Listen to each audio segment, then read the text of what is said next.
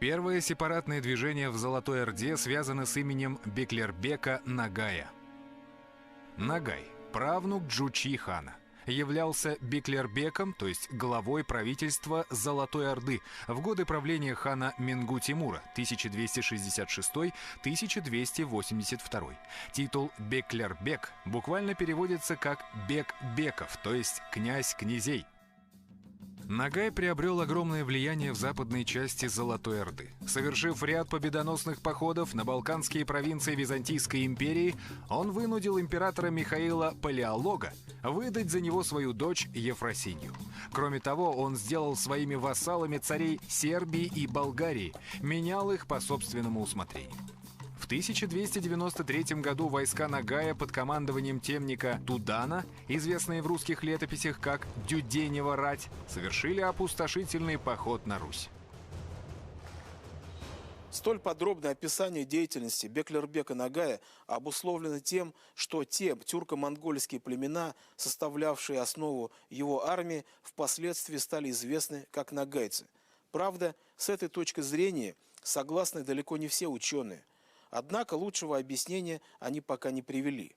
Поэтому будем считать, что именно в западных улусах Золотой Орды появилась группа кочевого населения, которая взяла себе в качестве самоназвания имя прославленного в походах полководца Нагая.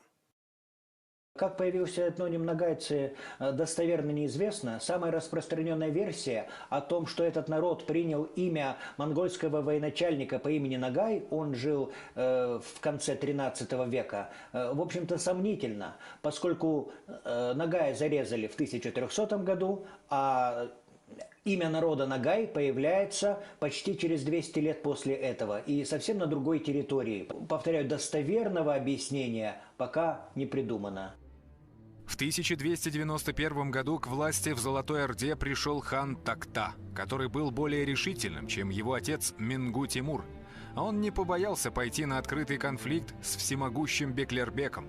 В результате ожесточенной борьбы престарелый Нагай проиграл и был убит. Преданная ему племенная группировка, именовавшая себя Нагаями, по всей видимости, была переселена по приказу хана Такты из Причерноморья на восток, в междуречье Волги и Яика. Однако пример Нагая был заразителен, и вскоре в Золотой Орде появился другой узурпатор по имени Мамай. Мамай – темник и Беклербек Золотой Орды из монгольского племени Кият. Его ответвлением был род Кият-Борджигин, из которого происходил Чингисхан. Самовластное правление Мамая, правившего от имени марионеточных ханов, вызвало в Золотой Орде междоусобицу, длившуюся более 10 лет и получившую в русских летописях название «Великая Замятня». Прекратить ее удалось лишь русскому князю Дмитрию Донскому и хану Тохтамышу.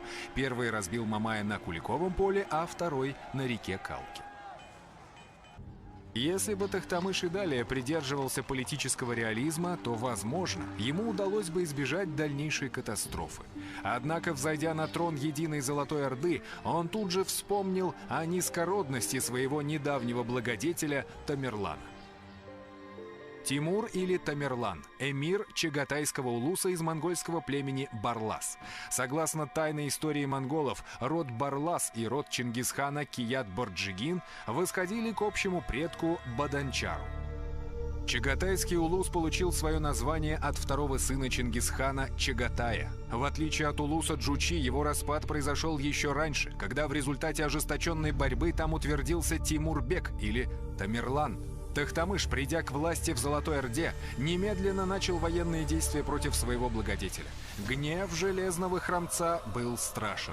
В результате двух широкомасштабных походов он разгромил соседнюю державу. Этим воспользовался золотоордынский князь Едигей, решивший повторить судьбу Тамерлана. Сначала возглавляемые им мангыты отобрали пост Беклербеку знатного рода Кунград. Тем самым они закрепили за собой лидирующие позиции в Золотой Орде. Едигей планировал вообще создание своего государства. Он шел к нему довольно долго, через временные противоречивые союзы то с Тамерланом Тимуром, то с Тохтамышем, такими кровными врагами.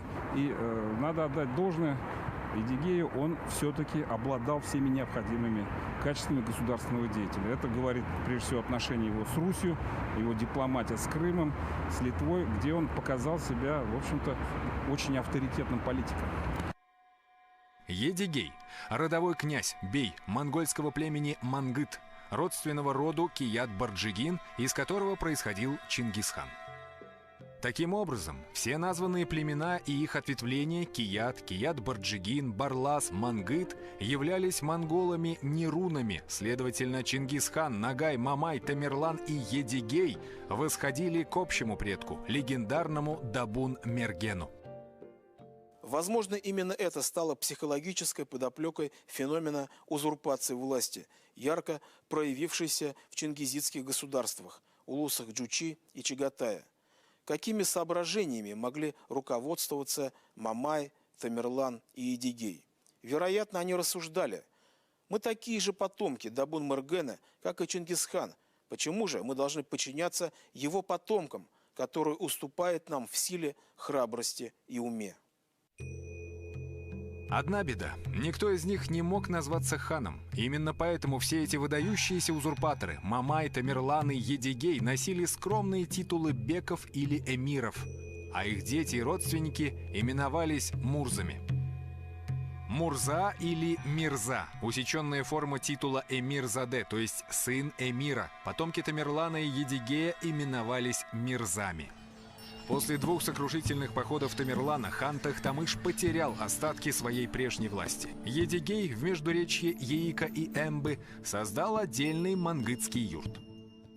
Там собралось довольно много народу. Этот район был далеко от границ Золотой Орды. Туда не достигали внешние неприятели. Прежде всего, туда не дошел Тимур, который разгромил основные города Золотой Орды. И вот постепенно, в течение 2-3 поколений, там текла сытая и спокойная жизнь, и подданные Едигея образовали вот этот мангытский юрт, который стал позднее ядром могущественной Ногайской Орды, самого многолюдного и, пожалуй, самого крупного из государств-наследников Золотой Орды. Следующим шагом Едигея стало провозглашение правителем Золотой Орды своего ставленника хана Тимира Кутлуга. Тимир Кутлуг, хан Золотой Орды, в 1395-1399 годах, потомок Тукай-Тимура, 13-го сына Джучи-хана. Посаженный на трон Едигеем, Тимур Кутлуг немедленно двинулся в поход против своего соперника Тохтамыша и разбил его. Недавний повелитель улуса Джучи бежал в Литву под защиту своего союзника князя Витовта. Тимур Кутлуг, подойдя к пограничной реке Ворскле, что протекает в нынешней Полтавской области Украины, потребовал выдачи Тохтамыша. Великий князь Литовский ответил отказом и двинул против ордынцев 100-тысячное войско, оснащенное по последнему слову техники, пушками, пищалями и самострелами. Тимур Кутлуг при виде многочисленного и вооруженного до зубов литовского войска, усиленного русскими и польскими полками, а также немецкими наемниками, как будто дрогнул и вступил в переговоры. Витовт предъявил хану требования, согласие на которое по этикету XIV века означало полное подчинение, а именно чеканку ордынской монеты с его Витовта изображением, обосновывая необходимость такого шага тем, что он много старше Тимир Кутлуга. Делая вид, что рассматривают требования Литвы, ордынцы тянули время, хотя на самом деле ожидали прибытия на Ворсклу Беклербека Едигея во главе большого мангытского войска. Когда Едигей прибыл на Ворсклу, тон переговоров сразу изменился. Как пишет историк Лев Гумилев, умный Мурза ехидно заявил литовцу следующее: «Я понимаю, славный князь, ты старше нашего законного хана Тимир Кутлуга, но ты младше меня. И если уж судить по старшинству, то это ты должен чеканить деньги с моей печатью». Взбешенный наглостью Едигея князь Витовт прервал переговоры и двинул свою армию в наступление. Огнестрельное оружие противника мало вредило рассеянным цепям ордынской кавалерии, поэтому она совершила ряд атак на ряды европейцев. А когда им в тыл ударили резервные тумены Едигея, совершившие обходной маневр, литовцы ударились в бегство. Мангыты их гнали и рубили на протяжении сотен километров. Летописец с горечью написал, что погибло 74 князя, а иных воевод и бояр великих, и христиан, и Литвы, и Руси, и ляхов, и немцев, елико избито многое множество, кто возможет из чести. Вот это сражение, скажем, оно сыграло для истории русского государства сыграло положительную, потому что чем бы, если бы, скажем, вот объединенные войска Витовта, если бы одержали, чем бы все завершилось, неизвестно, может, катализацией вот, значительной части русского населения и так далее. Это была последняя большая битва, в которой кочевники сумели разбить западноевропейскую армию. Дорога на Вильнюс была открыта. Однако Едигей не стал довершать разгром Великого княжества Литовского. Едигей не хотел вообще смещать какие-то балансы, которые возникали в Орде в тот момент. То есть он пытался создать себе нишу, сохранить какое-то влияние без усиления кого-либо из участников политической игры. То есть он не хотел усиления Москвы, например, это однозначно. Также он был противником резкого ослабления Литовского княжества, которое набирало в это время достаточно серьезную мощь. Он стремился создать определенное политическое равновесие. Только в этих условиях он мог действительно создавать свое государство. После победы на Ворскле Едигей стал полновластным хозяином Золотой Орды. Один за другим менялись на троне ханы Тимир Кутлук, Шадибек, Булат Тимур. Незыблемой оставалась лишь власть могущественного Беклербека. Вопреки устоявшемуся мнению, Едигей не основывал отдельного от Золотой Орды государства. В его личном распоряжении был лишь Мангытский улус, автономное владение, расположенное в междуречье Волги и Яика. Если вникнуть в логику его действий, то они не были продиктованы сознательным стремлением разрушить улус Джучи. Другое дело, что он создал такую политическую систему, когда страной правил всесильный Беклербек при бессильных ханах. Расправившись с Литвой, Едигей взялся за Русь. Он потребовал выплаты дани у великого князя Московского Василия Дмитриевича, сына Дмитрия Донского, победившего Мамая на Куликовом поле. Когда русский князь отказался, ордынские войска вторглись в пределы Руси и разорили целый ряд русских городов. Подверглась осаде и Москва, но начавшаяся в Золотой Орде смута заставила Едигея прервать свой поход и вернуться на родину. В 1419 году он был убит одним из сыновей Тохтамыша, отомстившим таким образом за своего отца. О причинах распада Золотой Орды можно рассуждать довольно долго. Однако бесспорно одно – неуемная жажда власти и честолюбие царевичей чингизидов расшатывали устои государства. Едигей был выдающимся воином, но ведь и сыновья Тохтамыша не уступали ему воинственности. Они убили Едигея, а потом уничтожили друг друга в борьбе за власть. Каждый хотел сидеть на троне Батыя, но не каждый был достоин восседать на нем. Междоусобица окончательно погубила идею единства Батыева царства. К середине 15 века от Золотой Орды, центрального Волжского улуса, отделяются окраины – Сибирское, Казанское, Крымское, Узбекское и Казахское ханство. Что касается потомков Едигея, то они занимали посты беклербеков при дворах всех этих постордынских государств. Мало того, многие ханы были ставленниками мангытских князей. Они были настоящими делателями королей. Таково было могущество семьи Едигея и мангытского юрта. Ну, понимаете, договариваться с соседними правителями очень сложно всегда. Какие-то компромиссы, какие-то договоренности часто невыгодные. И поэтому Нагаи, в конце концов, нашли другой выход. Они стали воспитывать у себя молодых царевичей, которых потом рассчитывали посадить на троны близлежащих ханств. В 1481 году хан Золотой Орды Ахмат двинулся на Русь. с тем, чтобы в очередной раз принудить ее к подчинению. Состоялось хрестоматийное стояние на реке Угре, когда хан, видя перед собой сильное русское войско, так и не решился напасть на московское княжество. Именно в этот момент в тыл ордынскому войску ударили отряды сибирского хана Ибака и бея мангытского юрта Аббаса. Хан Ахмат был убит, и Золотая Орда фактически перестала существовать. Все участники этого политического действия были противниками создания такого государственного монстра.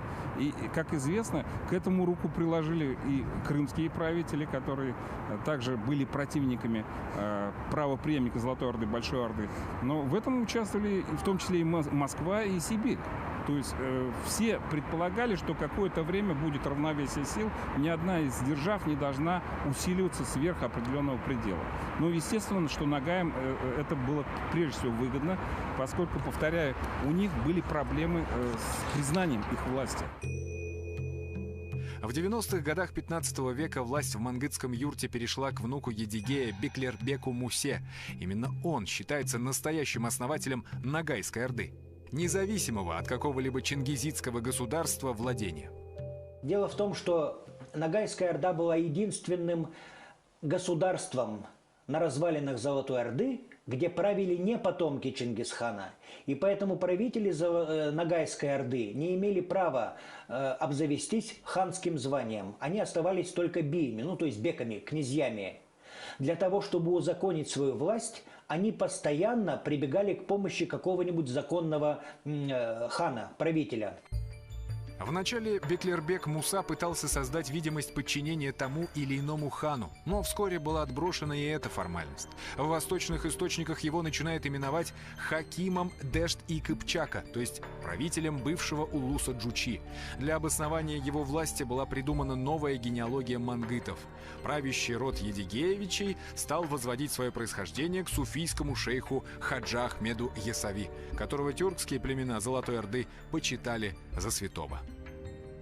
Была попытка, кстати, об этом замечательно писал Вадим Викторович Трепалов, на смену авторитета Чингисхана поставить авторитет исламских суфиев, по сути дела. Потому что Ахмед Есави является одним из авторитетных деятелей суфийского движения.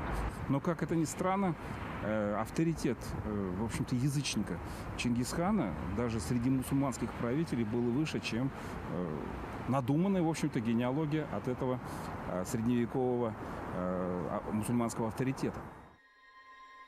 Хаджа Ахмед Есави или Баба Тукляс.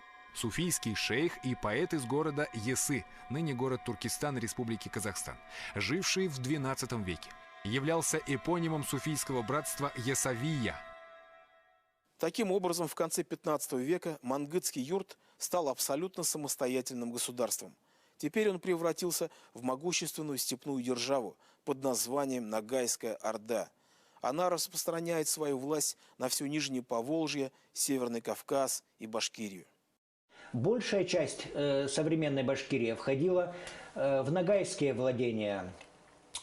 Судя по тем источникам, которые мне известны, ногайские правители образовали на территории Башкирии, на Южном Урале, особое наместничество, правителем которых назначали или своих близких родственников, или царевичей из рода Чингисхана.